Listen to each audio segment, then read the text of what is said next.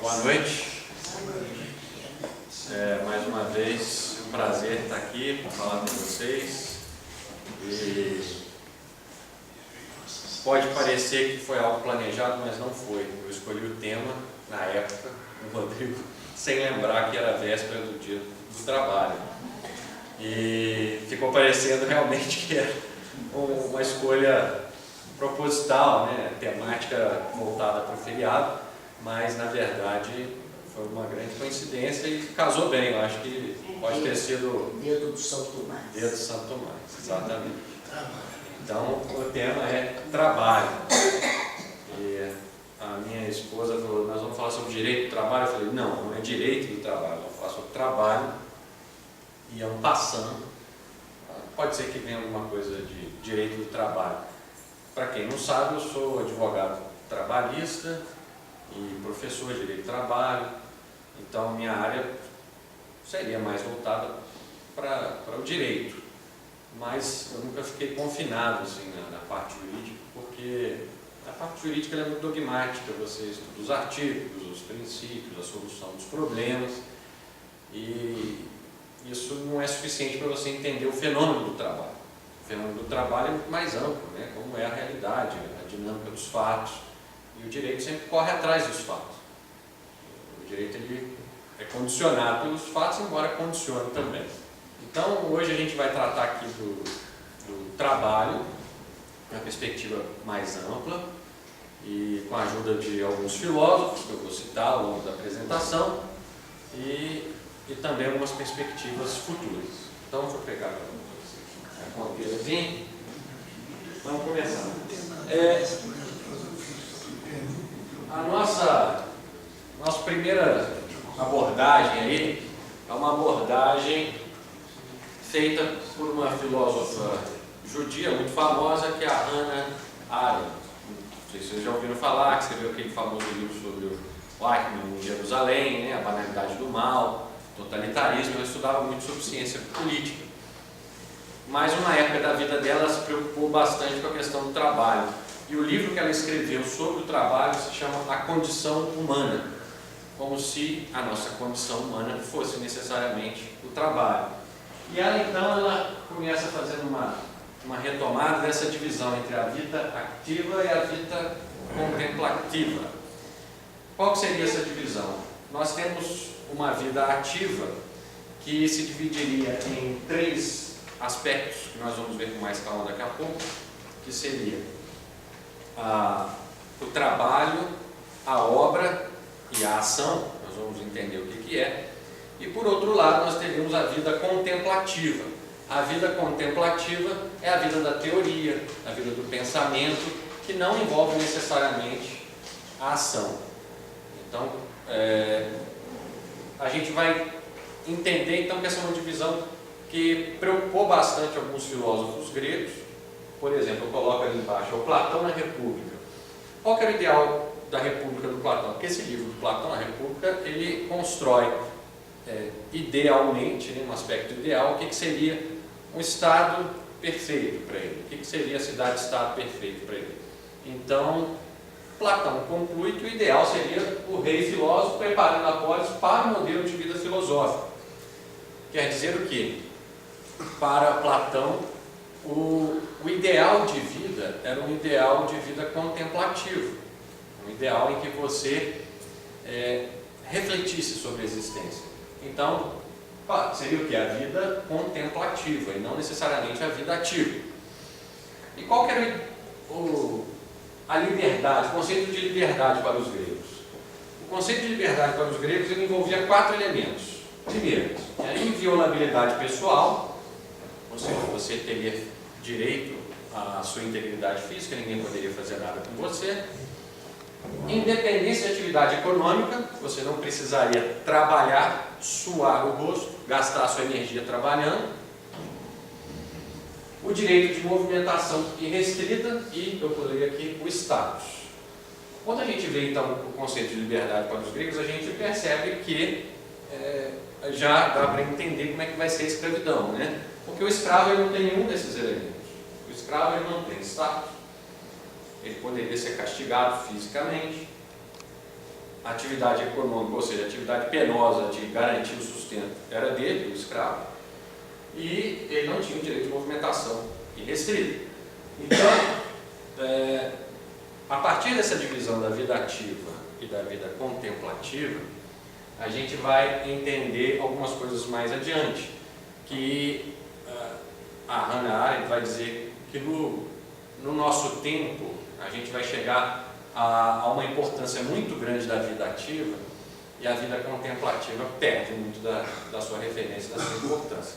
Mas o ideal ali para alguns filósofos, para Aristóteles também, era a vida contemplativa. Bom, como eu já havia dito antes, o que seria a vida ativa? Ela se dividiria em 3 partes: o trabalho, a obra e a ação.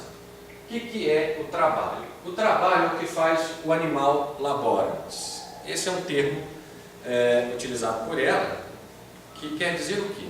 Todos nós dependemos de um metabolismo básico, que é consumir alimentos, lutar por esses alimentos.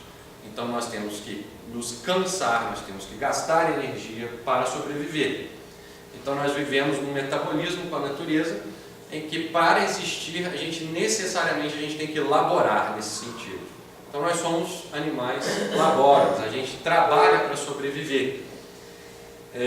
Por exemplo, se a gente imaginar, desde que o tempo é tempo, precisava caçar animais, precisava pescar, e isso obviamente nos acompanha.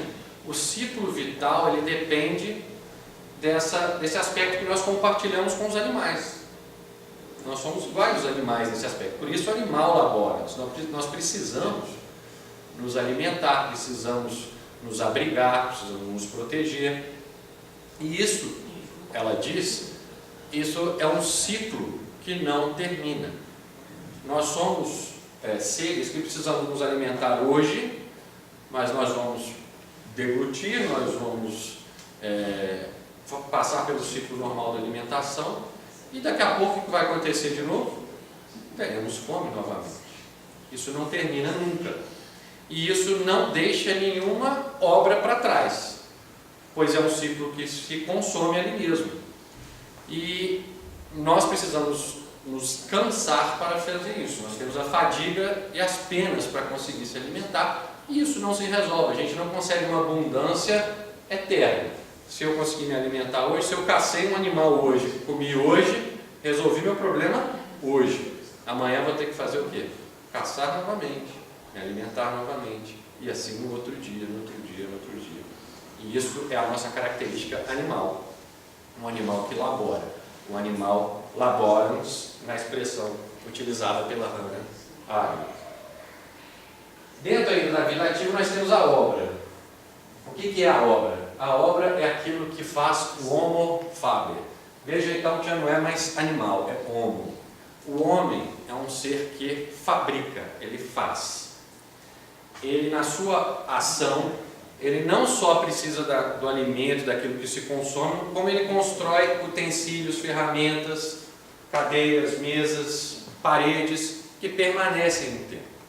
Então a obra, de certa forma, ela é o que nos vai dar um senso de imortalidade, não confundir com eternidade. A imortalidade é o que vai permanecer nesse mundo de forma contínua, imortal. Então quando a gente pensa assim, quero escrever um livro, porque quando eu morrer, o livro vai ficar, ou a escultura, ou o quadro.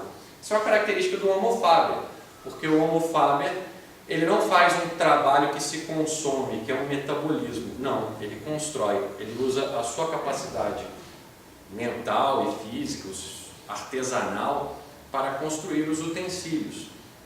E nós chegamos num mundo que já foi construído antes de nós. Nós chegamos num mundo que já está todo montado, construído e nos recebe. Então, essa é uma característica do Homo faber. A gente chega no hospital, a gente chega lá, tem toda uma estrutura, o médico que está trabalhando, a enfermeira que está trabalhando, a faxineira que deixa lá o hospital adequado. Aquilo são características do Homo faber, que criam um mundo que parece imortal, porque muitas vezes aquelas coisas vão durar mais do que a nossa existência. Nós temos uma vida que tem início e fim, mas muitas das coisas que são criadas pelo homem permanecem. né, e ficam. E em terceiro lugar, nós temos a ação. Então, a vida ativa é o trabalho, nós precisamos do ciclo vital, do metabolismo com a natureza. Nós temos a obra e a ação. A ação é o que ela chama de a característica política do ser humano, da ação e do discurso na pluralidade. Ou seja, nós vivemos com outros, nós não vivemos em isolamento. E por viver com os outros, nós precisamos resolver nossos conflitos, nós precisamos coordenar nossas ações. Então, devido à existência dessa pluralidade humana, sem a mediação das coisas, nós temos que agir, nós temos que compor, nós temos que nos relacionar. E isso envolve o quê? Também uma vida ativa.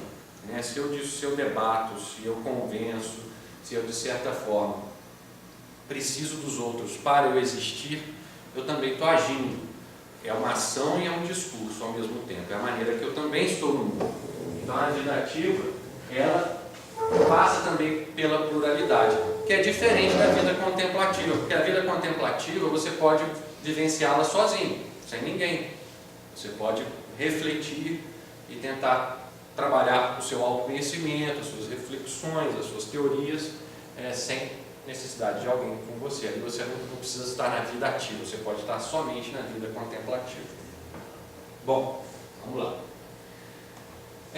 Falando um pouco mais sobre o animal laborans, a gente vai voltar um pouquinho no tempo, porque a primeira forma detectável de trabalho de uma pessoa para outra foi o trabalho escravo. O trabalho escravo.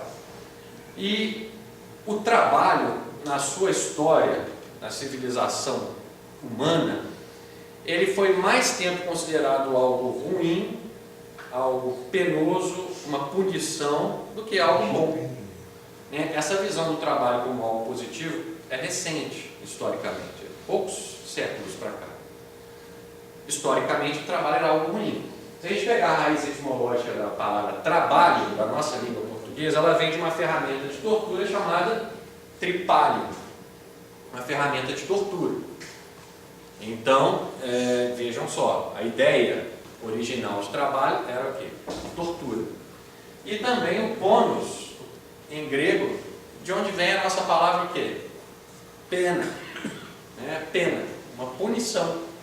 Punição, pena. Então, olha só, tortura, punição, pena.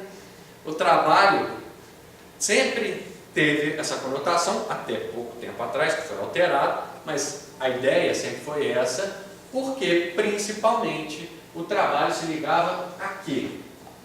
Ele se ligava aos escravos. Os escravos que executavam o trabalho. Então, o que era a riqueza, por exemplo, na Grécia Antiga?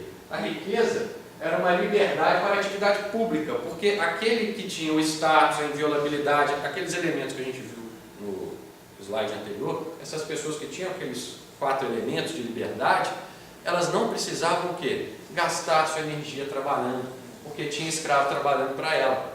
Então, se eu tinha um escravo que trabalhava para mim, que me garantia meu alimento, garantia a limpeza da minha casa, garantia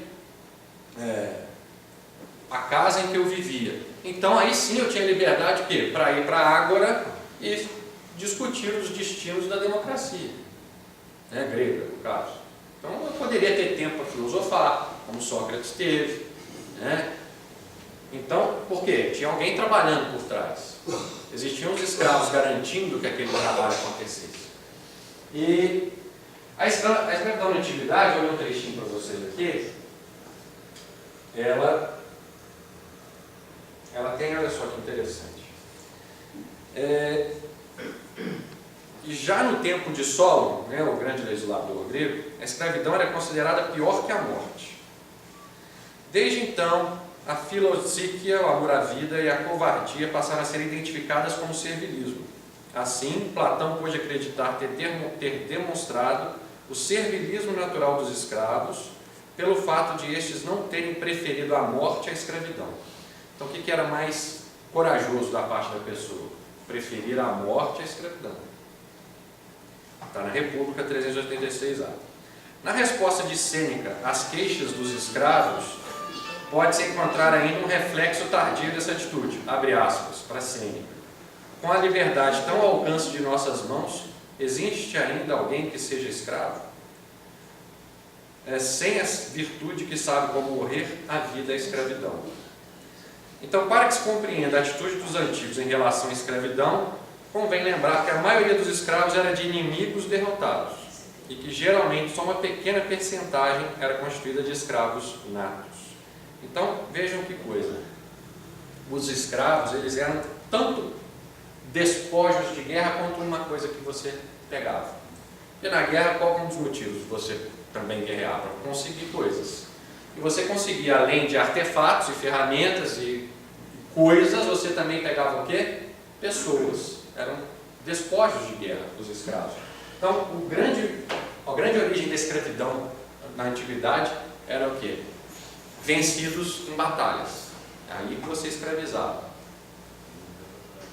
E o que acontece? O escravo ele não aparecia no espaço público.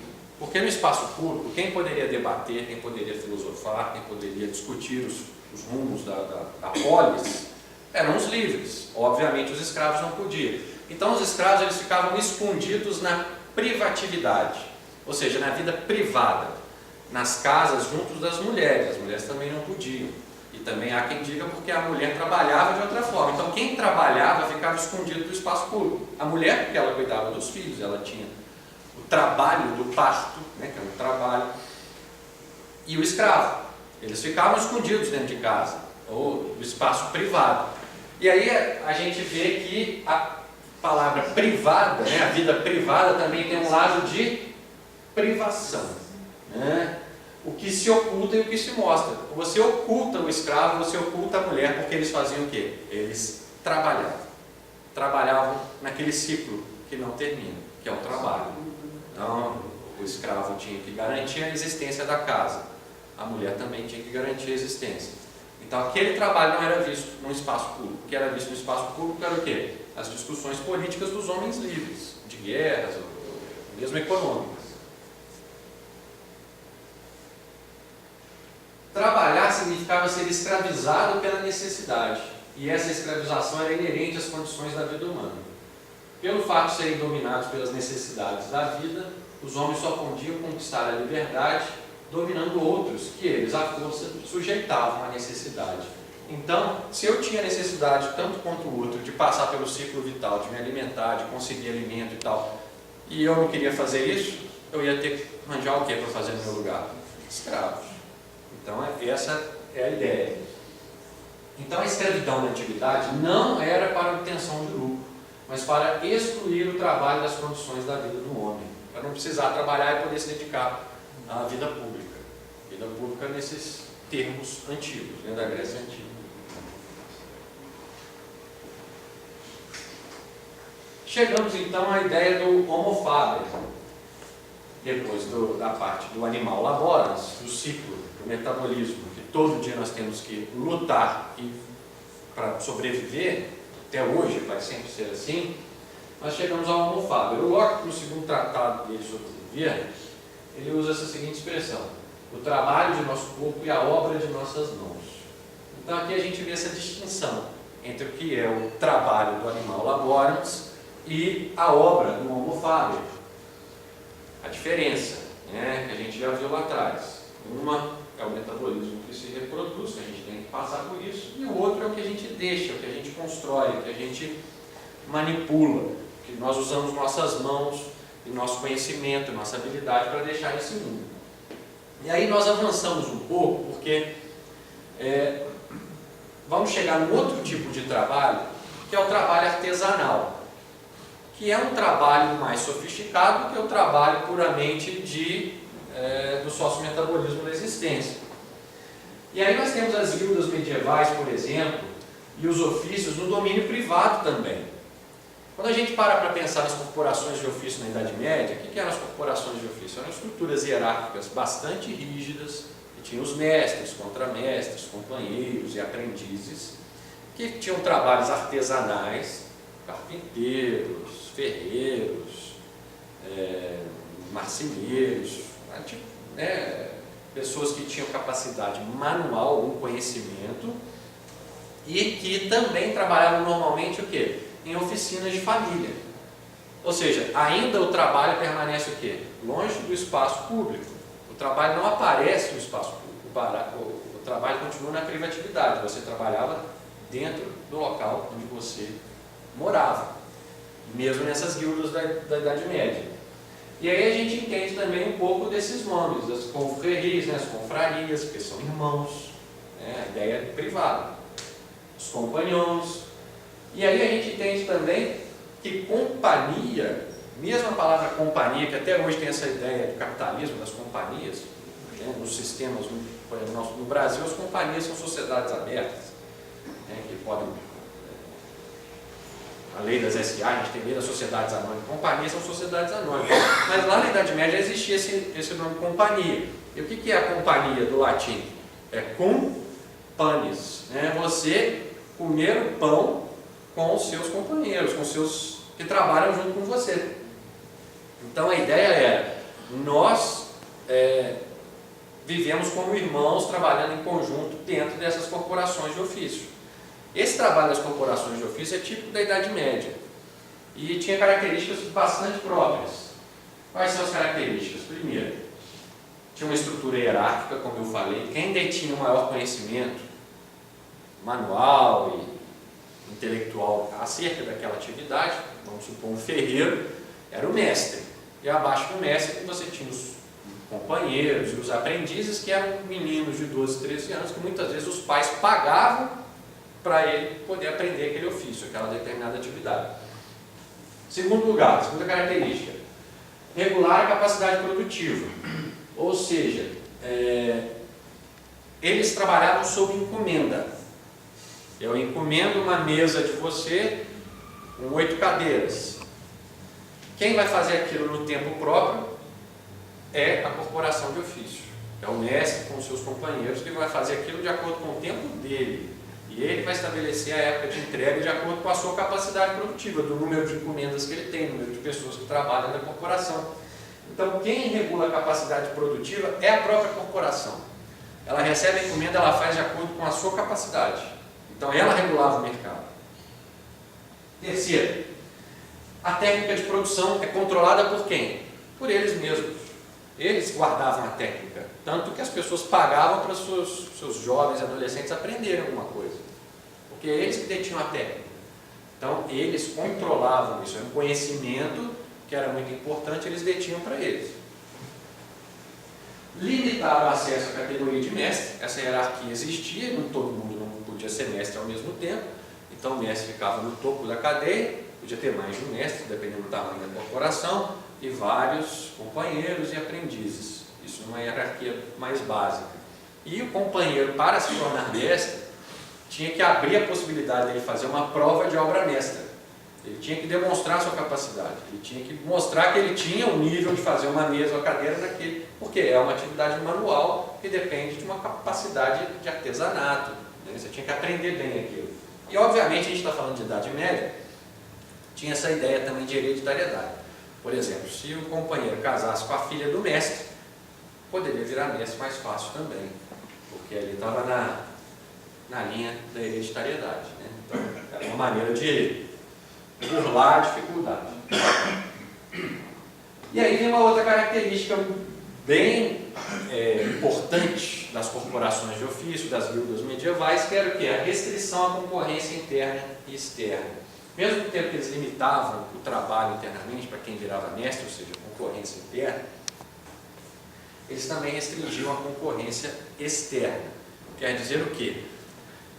Quando a gente usa assim a expressão corporativo, né, os juízes são muito corporativistas, né, aquela classe lá é muito corporativista. O que a gente quer dizer? Só olha para os próprios interesses e não olha para a da sociedade como um todo, não é isso? Né? Que fala assim, os juízes defendendo aumento de salário, são muito corporativistas.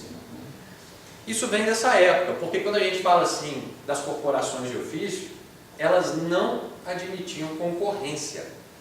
A concorrência na Idade Média não era vista com os olhos nossos de hoje. Hoje a gente entende o que? A concorrência como algo positivo, porque diminui preço, melhora a qualidade, tal. Nessa época não, a concorrência era vista como uma traição. Você está querendo roubar o meu sustento de mim. Então a gente está falando aí de uma ética vinda do feudalismo, que era uma ética da honra, né, da honorabilidade, de respeito, uma coisa muito entranhada na sociedade. Então, se você tinha uma corporação de ofício numa determinada localidade e aparecesse um autônomo, freelancer lá fazendo a mesma coisa, eles iam lá, davam uma surra no sujeito, botavam fogo na casa dele. Então, para você concorrer com uma corporação de ofício, você tinha que ficar muito longe. E eles nem tomaram conhecimento da sua vida, porque eles entendiam que ali era um jogo de soma zero. Se você está roubando o meu trabalho, eu tenho que te punir por isso. Você não é uma pessoa honrada. Essa era a visão. Por isso que a gente fala que eles restringiam a concorrência externa. Então, vejam. Mas as corporações eram um ambiente ruim para trabalhar de jeito nenhum. Foi um grande avanço em termos de trabalho, as corporações de ofício. Porque dentro da corporação, para quem estava dentro, havia um respeito. Eles não trabalhavam além de um determinado limite de horas. E, então, assim, estar dentro da corporação era importante, né? Para quem estava ali dentro, havia uma proteção. Então, por isso da expressão corporativismo. Né? Corporativismo vem daí. Quem está dentro é do meu clubinho, né?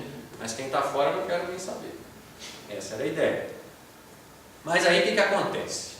Quando nós chegamos ali no limite, começam a haver os grandes trocas, os mercados de troca, começa a surgir o capitalismo, e o capitalismo vai acabar desembocando na industrialização.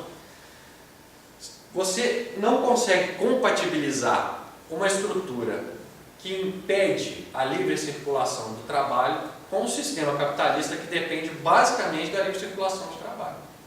Há um choque. Então a burguesia começa a surgir, começa a precisar de pessoas livres para trabalhar, e existe uma corporação que impede que isso ocorra. Então vai haver o quê? Um choque entre um sistema que estava, né, se desenvolvendo, e como diz lá um filósofo neomarxista, o capitalismo ele é irresistível e irrecusável, você não consegue parar. O que vai acontecer então? As corporações vão acabar sendo proibidas em vários países da Europa até acabar por completo. O que acontece? Então, os princípios morais monopolistas artesãos se chocavam com a necessidade de mão de obra livre. Então, acontece o fim das corporações de ofício. Na França, em 1791, elas são proibidas, até porque a gente está falando ali de 1791, a Revolução Francesa foi em 1789, e um dos lemas da Revolução Francesa, claro, o lema original é Liberté, Égalité, Fraternité, mas o Liberté também era liberté de trabalhar. Né? Você tinha que ter liberdade para trabalhar. Então, se você tinha as corporações impedindo o trabalho, elas tiveram que ser proibidas.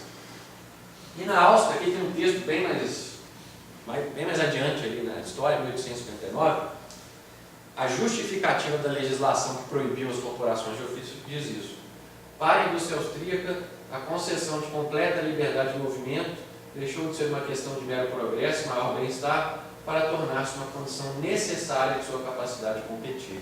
O que acontece com a industrialização? E aí a gente vai chegar na Revolução Industrial agora. Você precisa de mão de obra livre para as fábricas, você não pode ter proibição. E as corporações se chocam então com isso, com essa realidade. Os países começam a competir pela industrialização.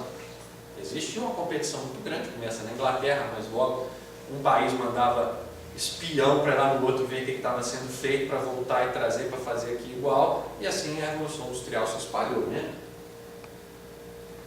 Uma pergunta que sempre se faz é: por que aquela ilhazinha tão pequenininha foi o local onde aconteceu a Revolução Industrial? Por que não no continente europeu, em tantos lugares? Por que na Inglaterra especificamente? Quais foram as características que fizeram que naquela ilha tão pequenininha acontecesse um movimento tão arrebatador que mudou a história? Até hoje a gente vivencia as consequências da Revolução Industrial. Existe um livro bastante interessante de história econômica, um professor de Harvard, já aposentado na época, esse livro da década de 90, que chama A Riqueza e a Pobreza das Nações. É um livro, é um nome parecido com o do Adam Smith, né?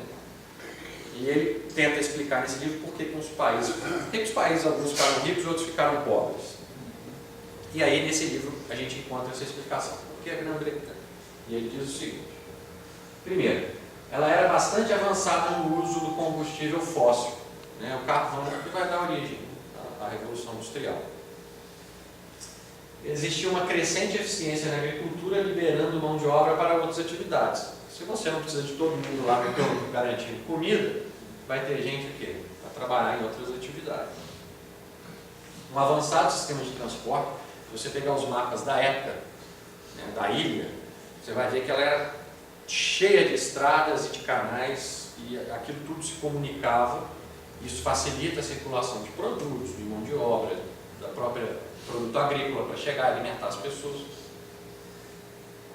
Ela era anti-absolutista já há bastante tempo, né? O país que mais avançou historicamente, desde Bill of Rights lá atrás, do João, né?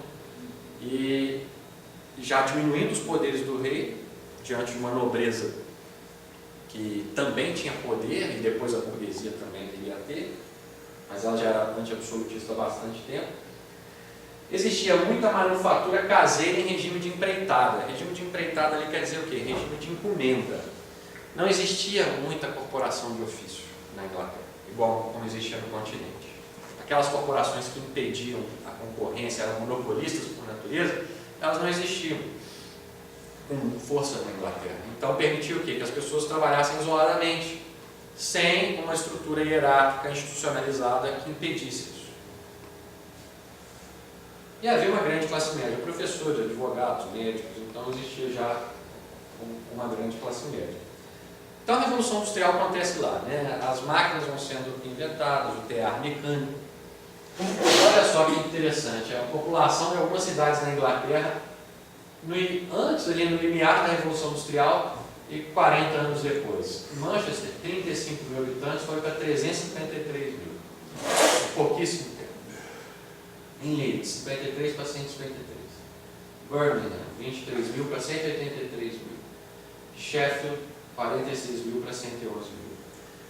O que aconteceu com as cidades? As pessoas começaram a ir para as cidades para trabalhar, né? Devido à necessidade mundial, e também os trabalhadores precisavam, né, garantir seu sustento. O que acontece com a Revolução Industrial? Acontece uma mecanização do trabalho que faz o quê? Gerar ganho de produtividade. Todas essas revoluções econômicas, né, que não são revoluções políticas, a revolução política é um rompante, né, uma ruptura. Revolução Russa, Revolução Francesa, você vai lá, toma a Bastilha, ou a Revolução Russa, aquele momento ali de ruptura. Revoluções econômicas não são assim, são invenções que geram novas invenções, que geram novas invenções, e aí isso vai trazendo o quê? Ganho de produtividade, eles são ganhos de produtividade. Então, o que acontece? A substituição da habilidade e do esforço humanos por máquinas, que são rápidas, regulares, precisas e incansáveis. Isso fez a Revolução Industrial.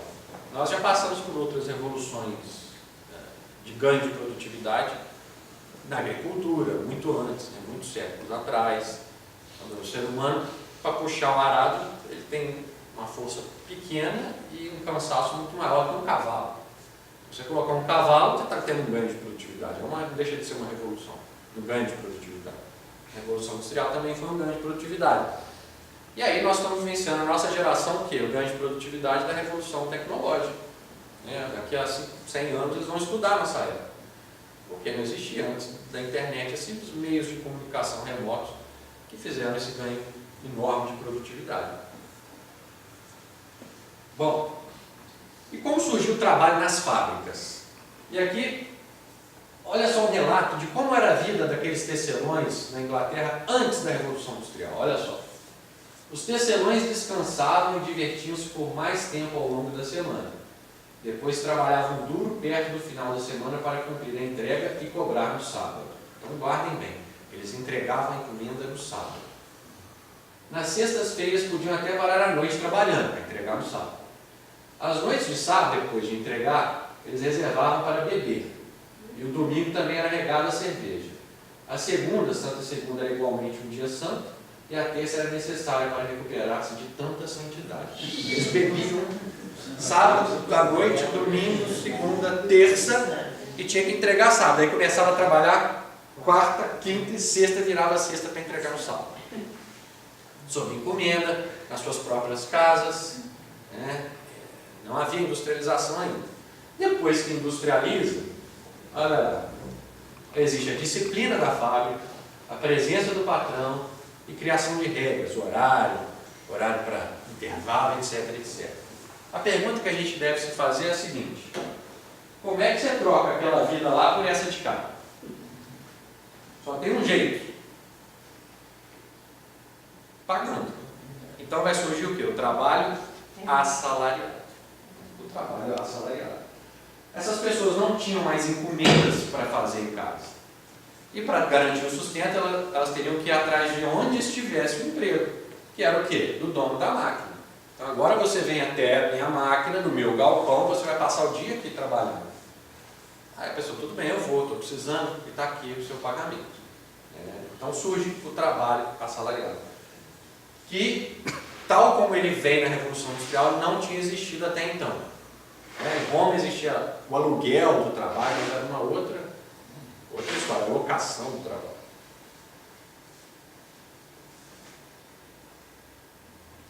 Então a Revolução Industrial, ela fez o quê? Ela transformou o trabalho em emprego. Emprego é esse fenômeno moderno do trabalho assalariado. Então, quando você tem essa relação de ir, passar o dia no lugar e tal, não deixa de ser um trabalho, obviamente, mas a gente dá o nome de emprego. E as condições de trabalho da Revolução Industrial, todos nós conhecemos, a gente já leu, já passou pelos livros de história, longuíssimas horas, baixos salários em ambiente insalubre, sujeitos a acidentes. Existem relatórios feitos na época de crianças trabalhando de 6 da manhã até as 22, com 15 minutos de intervalo. Então, realmente é uma situação desregulada e que se entendia que tudo que fosse combinado podia estava valendo. E, obviamente, aí vem a questão da ação e da reação. Se você tem uma exploração muito grande, é uma questão de tempo até surgir uma reação dos elementos políticos, intelectuais, os próprios trabalhadores foram se surgindo, e é justamente a partir daí que vai surgir o direito do trabalho, né, que é a área onde eu atuo. O direito do trabalho surge como uma resposta àquela intervenção estatal, justamente porque a coisa estava totalmente correndo solta, de uma forma muito aviltante para o trabalhador. E surge então uma nova divisão social do trabalho. Então, o que é a divisão social do trabalho? A divisão social do trabalho é um conceito da sociologia. Quem escreveu, vamos dizer assim, um livro-chave sobre esse assunto foi Émile Durkheim. A divisão social do trabalho. Eu tenho até uma versão espanhola que chama divisão do trabalho social.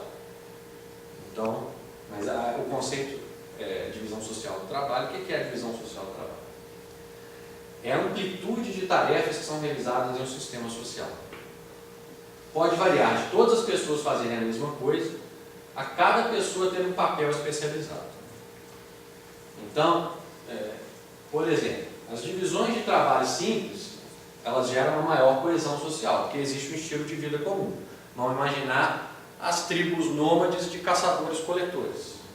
Eles todos caçavam e coletavam em conjunto, então havia uma grande coesão social, não existia nenhuma especialização, todo mundo fazia a mesma coisa.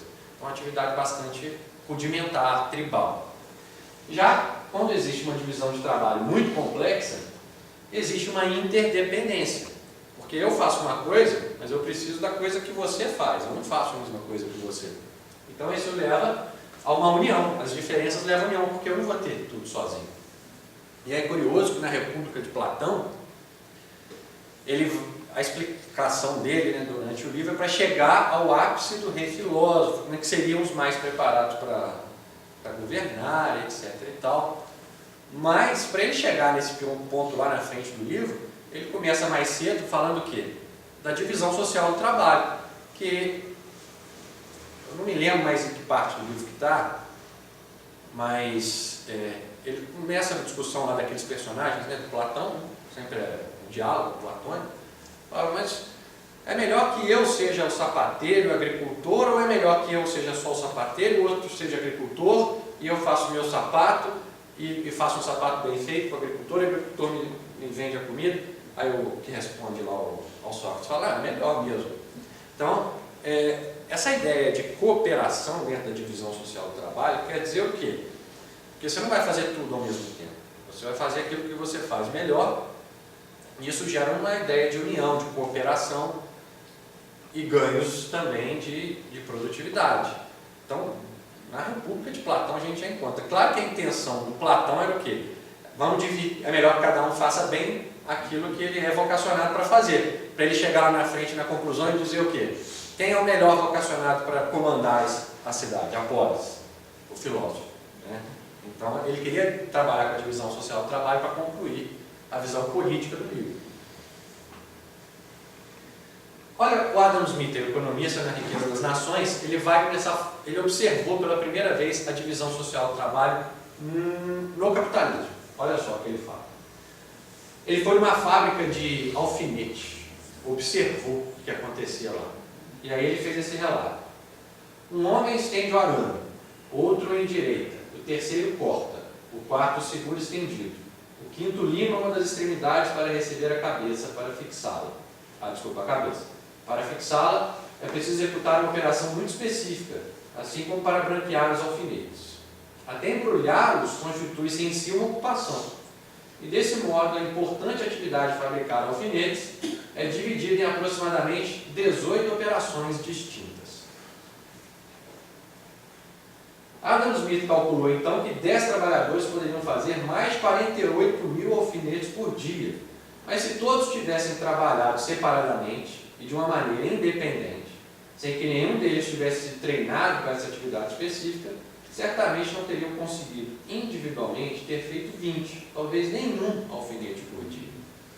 Então, Adam Smith ele defende a ideia da divisão social do trabalho capitalista, porque é uma divisão social muito diferente daquela que o Sócrates enxergou. O Sócrates enxergou o quê? Eu faço sapato, você é o agricultor, o outro é o construtor. O construtor faz bem a casa, eu faço bem o sapato, e você faz bem a plantação e a colheita. O que acontece no capitalismo é muito além disso. Você não é mais só um sapateiro, você só cuida de limar o alfinete. Você já não tem uma atividade completa. Você, dentro de um processo produtivo, você está num pedaço muito pequeno. E aí, Marx, que era um crítico dessa divisão social do trabalho do capitalismo, vai dizer o quê? Aí está acontecendo a alienação do trabalho, que não é uma alienação psicológica, nada disso. A alienação para Marx era o quê? O trabalhador não é mais dono daquilo que é fruto do seu trabalho. Ele nem consegue entender aquilo que ele está produzindo. Ele está num pedaço tão pequeno da produção, ele está fazendo uma coisa tão ínfima, numa escala grande de coisas, que ele não contribui para o todo daquilo que é fruto do seu trabalho. Então ele perde a conexão com o fruto do seu trabalho. Igual essas cadeiras. Pode ser que uma pessoa tenha só colocado, sei lá, a tampinha de baixo para arrastar. Essa pessoa não tem mais um vínculo com a cadeira. Então Marx achava isso um absurdo, né? Alienação. Ele queria restabelecer a dignidade do trabalho, mas no futuro mesmo ele queria acabar com o trabalho como um todo, né? Que ninguém precisasse trabalhar mais. Isso na visão utópica dele. Mas essas são as divergências entre Adam Smith, por exemplo, e Marx. Adam Smith falava, não, isso é bom, a gente vai gerar um ganho de produtividade muito grande. Marx falava, tudo bem, vai ganhar um ganho de produtividade, mas você gera alienação do trabalhador. Então, na modernidade, surge uma nova classe cujos membros percebem o extraordinário potencial inerente à divisão do trabalho e vêm como tirar vantagem dela, a burguesia. Ela entende aquele processo e fala, quanto mais eu dividir, quanto mais eu ganhar produtividade aqui, eu vou conseguir mais coisa e vou conseguir, então, enriquecer. E surge também a classe trabalhadora, ou o proletariado, feita de camponeses atraídos aos novos centros urbanos pelo salário. Então a gente encontra aí a nova divisão social do trabalho no capitalismo. Os burgueses, os proletariados, claro que isso se sofistica bastante. E aí Hannah Arendt vai dizer que ocorreu a vitória, na modernidade ocorreu a vitória do animal labora. Você fala, mas por quê? Ela vai dizer ali, ó, a Revolução Industrial substituiu todo o artesanato pelo trabalho. E o resultado foi que as coisas do mundo moderno se tornaram produtos do trabalho cujo destino natural é serem consumidos. Só para vocês entenderem melhor, o que ela quer dizer com isso? Lembra no início que eu falei que o animal laborans, ele vive num ciclo de consumo que não termina. Ele precisa se alimentar hoje, mas amanhã ele vai ter fome, ele tem que trabalhar para conseguir o seu sustento. O Homo faber faz coisas que duram, coisas que permanecem, coisas que podem ser até imortalizar, de certa forma, a obra humana. O que ela conclui dessa história do animal laborans com o Homo faber? Por que a vitória do animal laborans? Porque, na verdade, na modernidade, a gente trouxe as duas coisas para uma só. Quando a gente sai de casa para trabalhar todos os dias e a gente precisa ganhar o nosso sustento, no final das contas a gente não está saindo mais para caçar. Você não está indo mais caçar capivara do lado do Rio Paraibuna. Você não é a onça do Jardim Botânico. Mas quando você vai e passa o dia inteiro no escritório, como eu passo, o que você está fazendo? Você está garantindo o seu sustento. Você está sendo o quê? Um animal laborans. Só que a modernidade, além de transformar, né, o Homo faber num animal laborans, que todos os dias a gente não precisa caçar, mas a gente caça o quê? A gente caça de outra forma, a gente está caçando, na verdade, o dinheiro, a moeda para poder nos sustentar. O trabalho deixou de estar dentro da privatividade da casa, da família, e passou a ser o quê? Algo que ganhou o espaço público. O trabalho ganhou o espaço público. Nós precisamos garantir o nosso sustento, não é assim? Defender o leite das crianças. Eu preciso garantir o leite das crianças. Então, mas isso a gente faz o quê? No espaço público, o trabalho aparece, o trabalho é visto. E o trabalho é bem visto. Então a gente tem que garantir o sustento, sim, mas a gente não precisa caçar mais. Então passar 8 horas no escritório ou numa fábrica, nada mais é do que laborar. Ser um animal precisa comer do mesmo jeito. E aquelas pessoas que ganham dinheiro certinho para passar o mês, mais ainda dá essa ideia do consumo. Porque o dinheiro ali vai ser consumido, ele vai embora, tanto quanto a gente precisa o quê? Perder o que a gente consumiu. A gente elimina o que a gente consome. Então, até mesmo a ideia do prazer que a gente tem comendo, ele precisa da fome. Então a gente vive nesse metabolismo. E a abundância da modernidade, essa luta pela acumulação de riqueza que existe na modernidade, que é algo diferente do que acontecia no passado, acumulação, perdendo dinheiro, é uma luta do homem, quando ele quer a abundância de dinheiro, de recursos, ele na verdade está querendo lutar contra o quê? Contra a necessidade do trabalho. Ele não quer mais o quê? Trabalhar. O ser humano sempre quer vencer a fadiga, a pena do trabalho, até hoje. E nós deixamos, aí isso ela fala também de uma maneira muito interessante, a Hannah Arendt. A gente deixa de, na modernidade, de ter o uso das coisas, a gente passa a ter o quê? O consumo das coisas. A gente passa a consumi-las muito rapidamente. E o consumo é sempre uma ideia de quê? Do ciclo de ter e acabar, ter e acabar. Então hoje as coisas duram pouco. A gente tem a obsolescência programada. O que é a obsolescência programada? As coisas são feitas para se tornar obsoletas de uma maneira programada. O celular é o maior exemplo disso. Né? A bateria daqui a pouco vai começar a ficar boa. Aí chegou a hora de você trocar. Você precisa trocar de carro, você precisa trocar de sapato. É a obsolescência programada. A gente consome as coisas. O uso deixa de ser algo perene e passa a ser muito fugaz, né? Muito rápido. E então chegamos à ideia do futuro do trabalho. Qual será o futuro do trabalho? Existe um filósofo americano que na década de 90 escreveu um livro, Jeremy Rifkin, escreveu um livro chamado O Fim do Trabalho. As discussões sobre o fim do trabalho, elas sempre aparecem por causa da tecnologia, a substituição dos homens pela máquina. Essa é uma preocupação muito antiga, né, do ser humano. Desde a Revolução Industrial, os ludistas, né, ficavam quebrando as máquinas, achando que isso ia resolver o problema. Obviamente, como eu disse, a força é irresistível e irrecusável, não dá para quebrar a máquina. A mesma coisa hoje com a tecnologia. Então, na década de 90, até hoje, existem às vezes profecias muito sombrias sobre o futuro do trabalho. Vai acabar, seremos todos substituídos pelas máquinas. Mas as pesquisas mais recentes não indicam isso.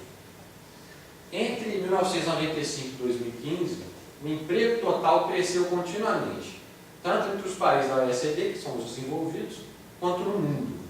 Tá? Eu tenho esse trabalho que eu li recentemente sobre esse assunto, que se chama A Miragem do Fim do Trabalho. The Mirage of the End of Work.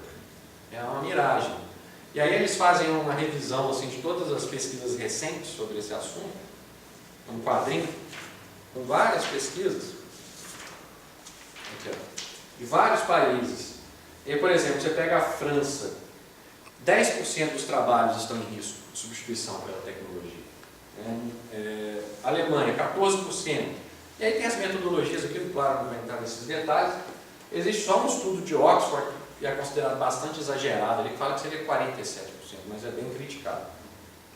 Então, o que parece que está acontecendo é que, em vez de acontecer uma substituição do homem pela tecnologia, ocorrerá uma realocação de tarefas.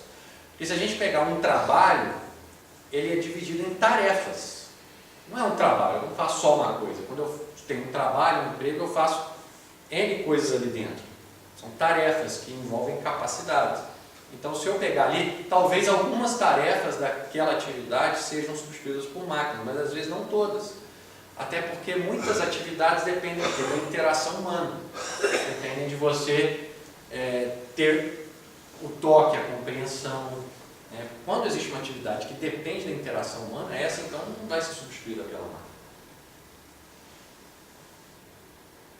E aí vamos voltar ao início, porque eu fiz o inverso. Eu não comecei pelo Gênesis, mas agora eu vou terminar pela Bíblia. Porque a Bíblia, ela fala que Deus trabalhou. Deus, ao construir o mundo, o universo, ele, tendo Deus terminado no sétimo dia a obra que tinha feito, descansou do seu trabalho. Então ele fez uma obra e descansou. É interessante que o próprio direito ele pega essa ideia do sétimo dia do descanso. A gente tem decisões do Tribunal Superior do Trabalho falando que não pode o descanso ultrapassar o sétimo dia.